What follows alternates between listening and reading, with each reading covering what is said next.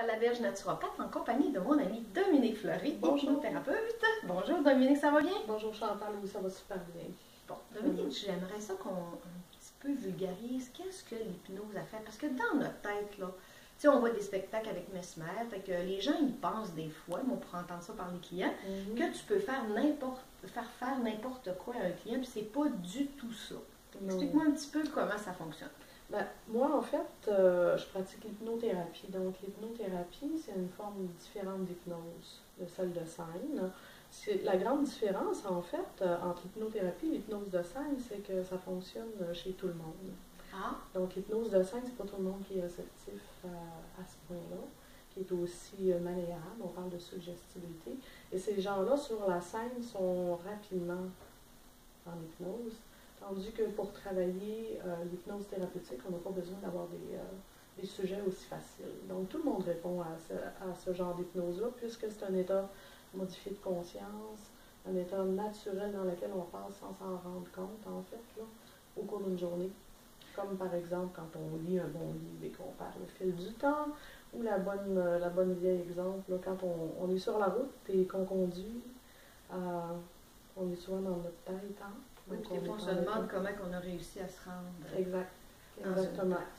Donc, avec l'hypnothérapie, on peut faire beaucoup de choses, en fait. Là, c'est un outil dont on peut se servir pour accomplir des défis, pour désensibiliser des situations, telle une phobie, un discours qui peut être difficile à faire. Ça peut aussi être simplement pour améliorer les capacités intellectuelles. Ça pourrait être pour améliorer une vitesse de lecture. Ça peut être pour gérer l'anxiété, c'est excellent. L'insomnie, le fameux insomnie. Même les problèmes de peau. Il y a aussi des accouchements qui peuvent se produire avec moins de douleur. Donc, l'hypnose, c'est très, très large l'utilisation qu'on peut en faire. Puis, dans un sens, c'est que notre subconscient, c'est lui qui nous fait, tu sais, c'est toujours en arrière, dans notre bagage, dans notre petit sac à dos, mais c'est lui qui fait tous nos comportements. Tu sais, souvent avec une personne, quelqu'un va dire une chose, puis il vient peser sur le bouton douleur de la personne. Mais c'est inconscient, toutes ces choses-là, hein?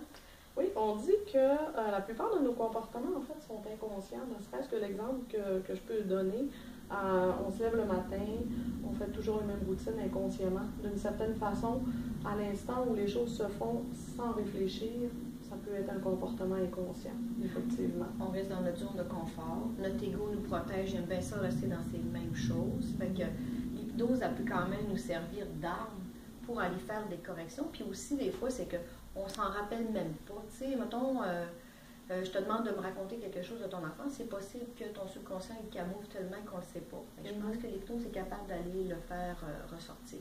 Oui, quand c'est pertinent de le faire par contre. Donc, moi, je travaille surtout dans l'ici et maintenant. Ma manière de travailler, c'est d'abord et avant tout avec la personne de se fixer un objectif qui est celui de la personne et non le mien. C'est sûr. Comme par exemple, on va prendre l'exemple de peut-être l'alcool, parce que moi, je suis certifiée en traitement des dépendances. Donc, je suis en mesure de travailler avec les personnes qui souffrent de l'alcoolisme ou de différentes dépendances, parce qu'on est tous dépendants. Cigarette, oui, c'est ça. Okay? La cigarette et tout ça. Et puis moi, la façon dont je travaille, c'est que la personne arrive ici avec un objectif. Et je travaille dans le respect de l'objectif de la personne. Donc, si cette personne-là veut diminuer, je vais l'accompagner vers sa diminution. Et c'est toujours ce que la personne désire dans son fort intérieur là, qui devient le travail qu'on va aborder ensemble. Et le but. Fait que Dominique, pour te rejoindre, donne-moi tes coordonnées. Donc, mon numéro de téléphone à moi, c'est le 418-820-6294. Bientôt, j'aurai mon site internet, très bientôt d'ailleurs, d'ici un mois, qui sera hypnosaguenay.com, donc le W.